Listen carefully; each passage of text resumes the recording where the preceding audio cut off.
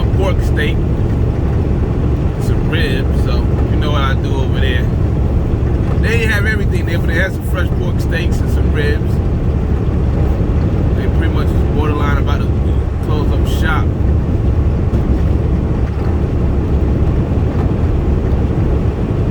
But hey,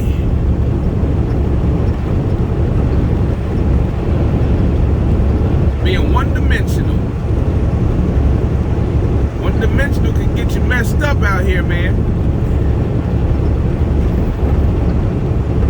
Y'all know I always talk about that, or used to speak on that a lot. Be versatile. Have other plans. Have other options. This truck's so damn close to me, man. Somebody can stand on his hood and open the damn trailer doors. Now he gonna get in the left-hand lane. Like he got a 587 Peterbilt or something. Or T680. Can't tell, like he got a deer guard there. But anyway,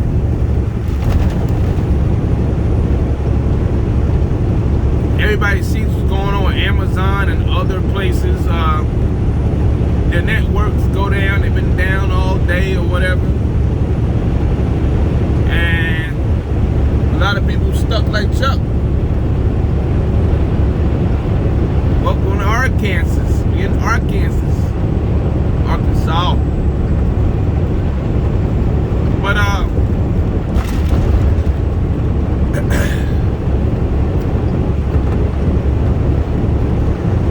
guys got loads and they can't get rid of the loads because of the system, and they can't pick up loads because of the system, and systems are down, and I guess things in the warehouse are down. Dudes rely on Amazon trailers to be loaded and unloaded. Box trucks, everything screwed up. See how bad it can get when you're one-dimensional? I always talk at home.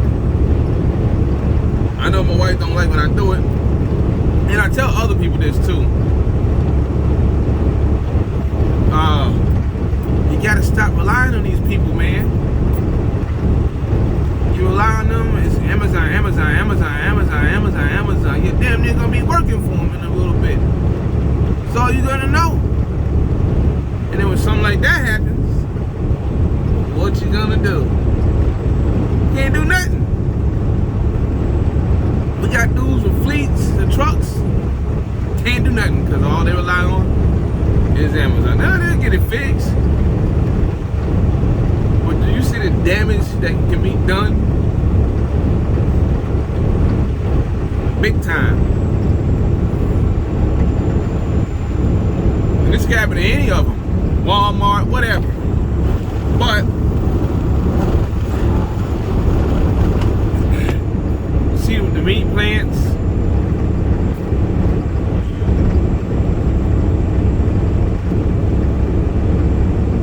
what are you gonna do when shit hits the fan? That's what I always say. You got a plan B? You got a plan C? Can you wait it out? Now that you got no trailer, what are you gonna do with their trailer? How long is it gonna be? Like Stingley said earlier, they're not gonna pay you probably for sitting around.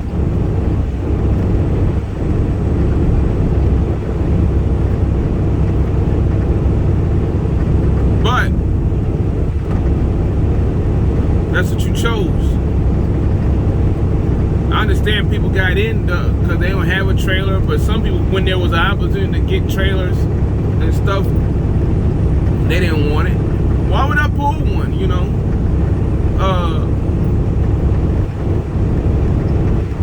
Well, things like this can happen.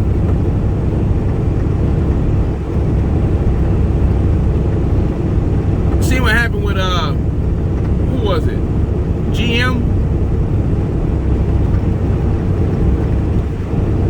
I think it was the beginning of Corona or whatever it was. They shut stuff down. I remember Landstar drivers, they had loads sitting on trailers for a couple of months, 2-3 months. Yeah.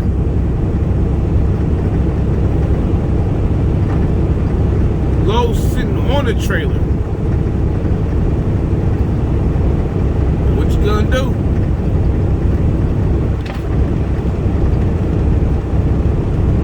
Some of these guys is live unload. They like keeping the same trailer running around.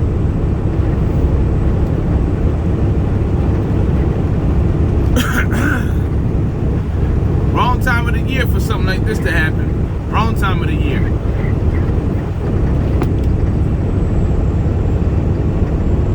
It could be a CNG click and go person's worst nightmare.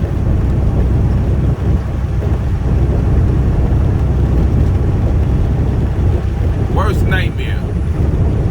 You ain't got a Rolodex of people you can go back and reach out to. You ain't got them numbers saved in your phone.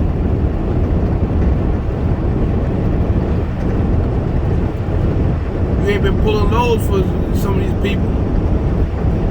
And things go bad. Who you gonna turn to? Or if you ain't got no direct freight, not saying that I got some big ass direct freight, do you have a go-to?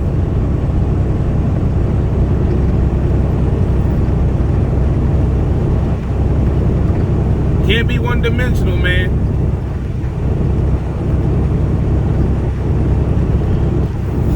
But this is what happens. Right now I gotta, I'm running a lot of meets and stuff like that, and I kind of backed off a little bit. There's a couple reasons why, but I'm also waiting on some trailers. If they come, this guy's lying, which I'm gonna reach out to him by the end of the week.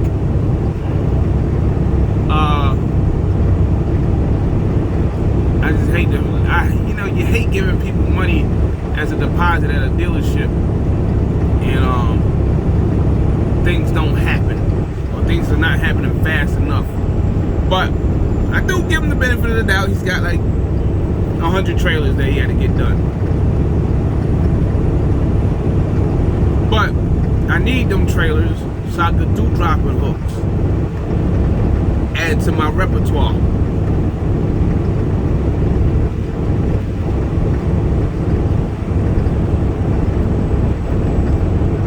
I need them trailers to have E-tracks.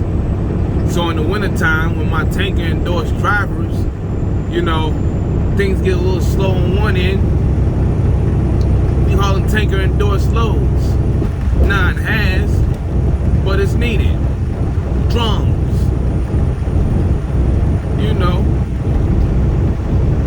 Paint and stuff like that. That way it don't freeze up coming from Chicago to the south, or going from the northeast to the midwest, and vice versa, and going to the west coast. That comes with a premium. That's why I push on my drivers, make sure they have tanker endorsement. I got one, he's working on his now, but that's not his fault. But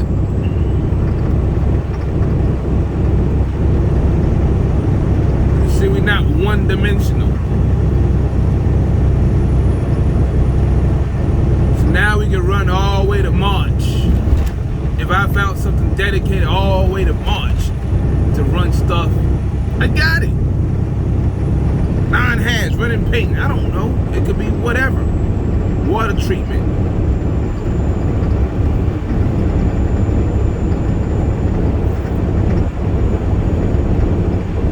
But I'm not locked into just hauling meat or produce or TV dinners or whatever. Got my reefer running, it'll run better in the wintertime, but I don't have to run it as hard.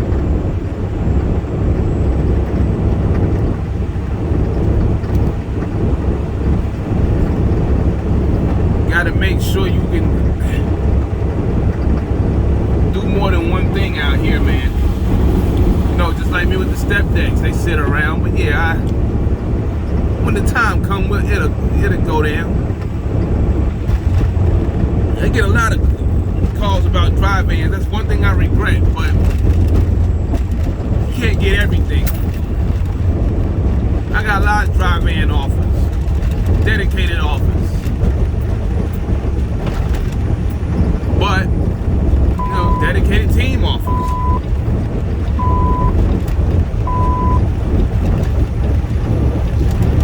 Dedicated solo offers.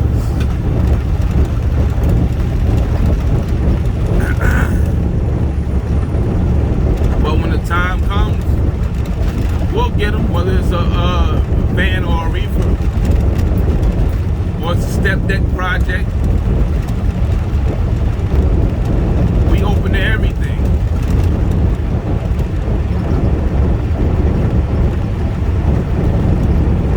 Got some other things I need to take care of and get straightened out, but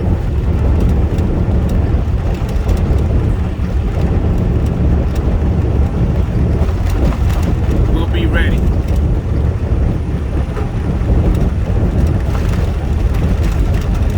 But anyway, yeah, we on our way down here to Texas. Be down here in the morning. Well, I'll be down there by lunchtime. Straight out of Chicago. Supposed to left last night about this time, but I got there a little bit too late, and so we had to wait. That's what happens when you mess with Chicago traffic. This person that I deal with, don't really see him on the low board a lot. Did a lot with him at Landstar though. That's because Landstar is a hazmat carrier, so did a lot of stuff.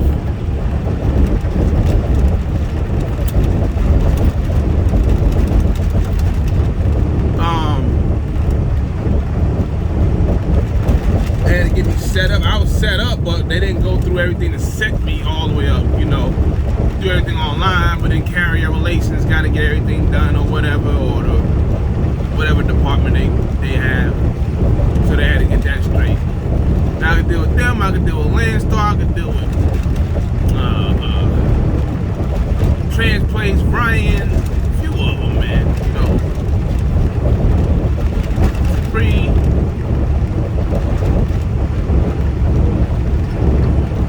Haven't done no Landstar loads though. That's another thing. I got drivers asking me about it. It's been asked before in a couple lives. And a friend of mine asked me yesterday for somebody. They got a couple of trucks. They want to leave Landstar and leave a couple of trucks there. You better do that correctly. I know some people saw me and they was wondering how I did that. And still was operating over there. But don't get your authority and leave Landstar just to come get your authority to run Landstar loads. Because them loads you see most of the time is on the Landstar board. Yeah, they pay excellent. They don't pay the same outside. You might catch a unicorn here and there, but if you got a good connect with somebody. But that doesn't necessarily mean when you come outside here to play that them loads are gonna pay the same that they paid when you was a BCO. So if a load paid $3,500 for like 300 miles, you're probably not gonna see that 3,500 jack. You might, depending on the scenario, you might see 2,000. Who knows? Can you get good loads from Landstar? Yeah, you can. I haven't booked any loads from Landstar. I have some offers from Landstar. Step deck side, van side. I had plenty of offers. I got one that blows my email up like every day. Every day. These people got freight forever. I forget the agency code. Freight forever. All over the place.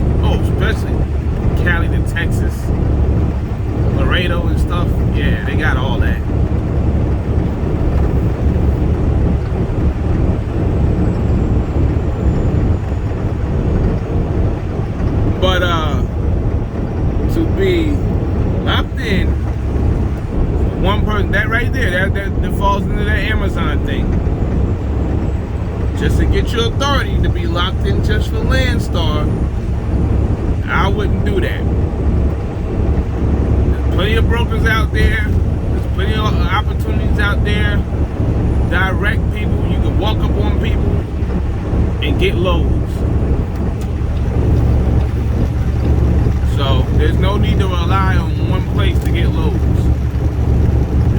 Unless, and even then, you got trailers dropped with that place, you might do a little something. And even then, that's not guaranteed. Right? And some people will probably go, well, what about you doing with Tyson? I don't think chickens is going anywhere unless there's some kind of disease. But I don't have, that one group I deal with. I mean, there's a couple of groups, but I deal with that group. Who knows? I might be able to go in there myself and do it the way they need people.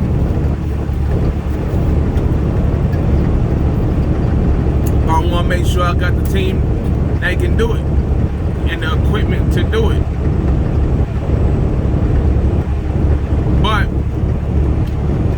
in the Landstar thing, perfect example, when Landstar used to do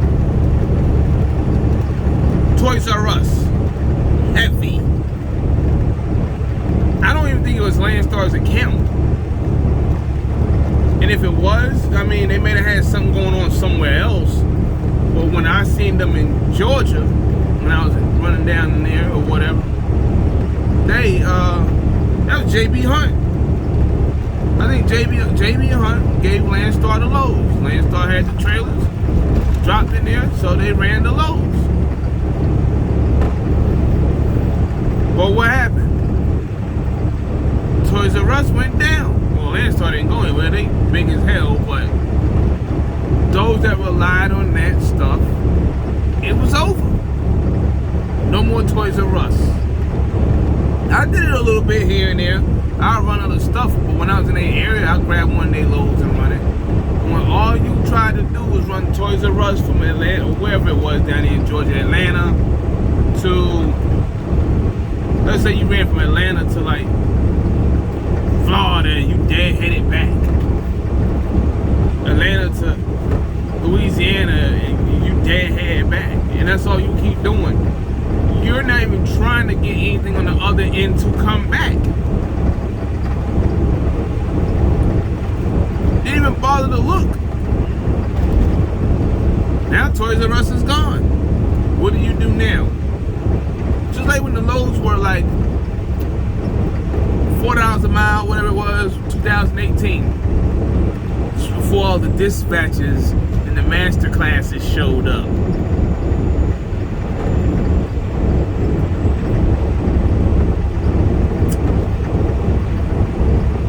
See, they can't teach you that. They can't tell you none of that. They want you to pay them. But they can't tell you that. See, this is free. They'll tell you the same thing they told you, plus some for free. Y'all be saying sometimes I don't be giving up the info. You better be listening, because I be giving up the info. Maybe you just don't like sitting on my live feeds long enough for a long time. Or some of y'all never seen me face to face. So those that know, they know. But just like when the freight was $4 a mile in 2018, right? I told y'all, I said it was Landstar drivers that was running from like wherever, Texas to Florida or Alabama to Texas, and these dudes was dead heading back. Now I'm cool, man. I'm good. I'm eating. Bro, I'm gonna try to find a load to come back at least halfway or something. What happened? 2019 came. 2019 came, it was over. Yo, bro, what I do, man? How do I do this? See, this is what the master dispatch classes, they don't tell you. They ain't telling you that. This stuff don't last long, man. This stuff don't last long. This is just like the stock market out here.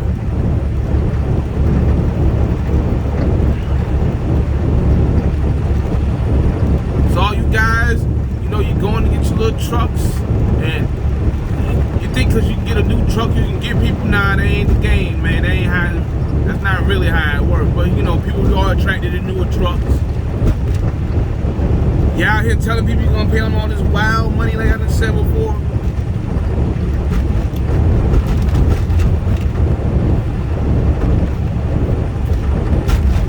Y'all better understand, man.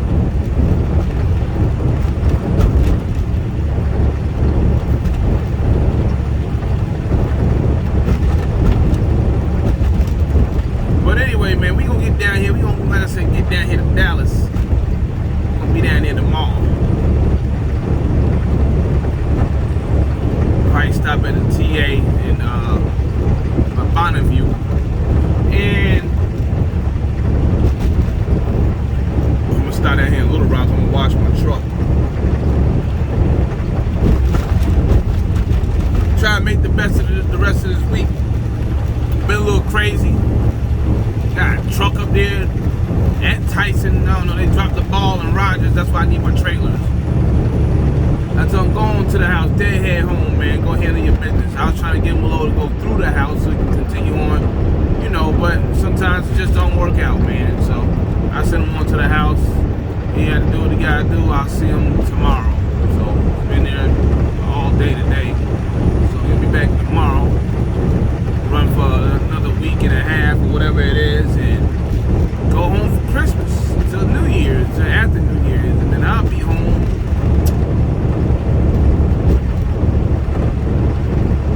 I'll be home the same time too. But I'll run a couple more days and then get in. So I want to get to Omaha if that's the case, so I can get this trailer situation straightened out. I'm gonna call this man to get that talked about. Freightliner Cascadia that I checked out, man. I'm having second thoughts about this truck, man. The deal, nobody's messing with the deal. According to this market, the deal's better than any deal you're gonna see out there. But am I gonna let gear ratio be the deal breaker? I don't know, man. Really, that's where I'm caught up at. 200-something thousand miles. It's like 120,000, 120-something thousand, whatever it was. I don't want to pay that money. I really don't. I could sell one truck and still make most of my money back.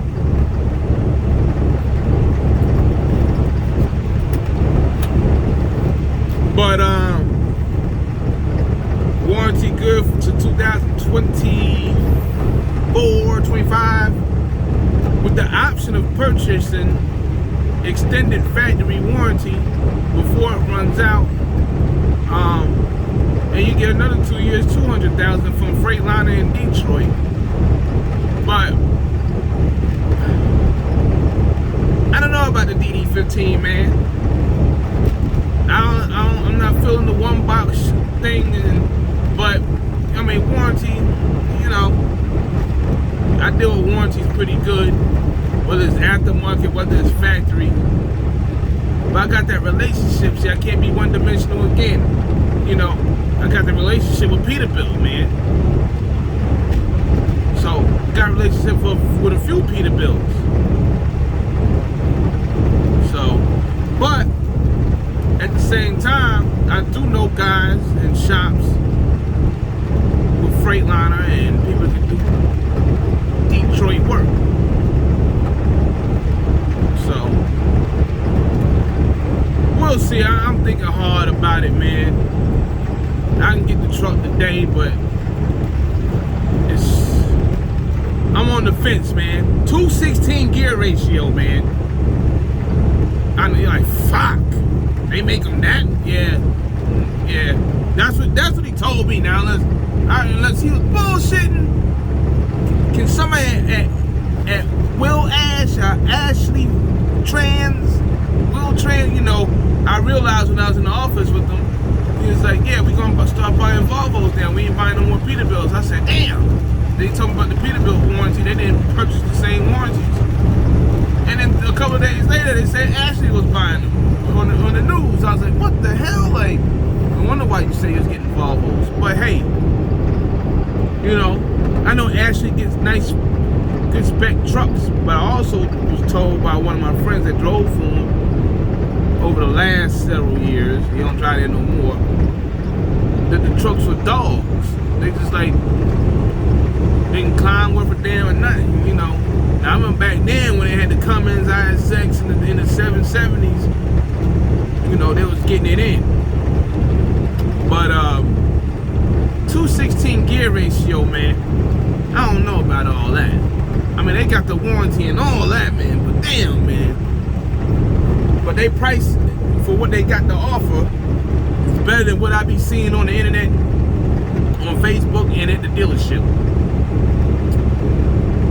2018, 2019 for $155,000? No. I say no. I want to say no to all of them, but damn, this is the best deal. But the damn gear ratio, that's what's gonna like, and it's an auto, so I'm be going auto for the first time. I did see some Cascadias 2019s with manuals with Cummins. I don't know, man. Kick the tires, we'll see. I'm just doing it for the driver, man, because I know I got a legit guy. I always tell the driver, it's on you, man.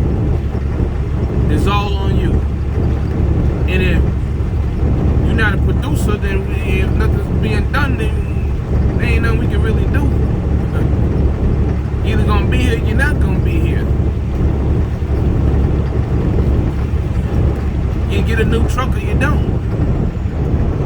And it's happened already once before, so it can happen right now. So, but anyway, another thing, I'm getting my insurance swapped up and everything, back and forth. Got some crazy things going on with Canal. It's not gonna work. And today, well, the 10th is the last day, and I'll be moving on to Progressive. We'll break that down later. I'll tell you what the hell's going on with that. But with that said, it's your boy, man, and we cruising down here. We're gonna hit Little Rock. Well, yeah, we're gonna hit Little Rock, get this thing washed up. And we're gonna keep moving down here to Texas. And we'll make this delivery tomorrow.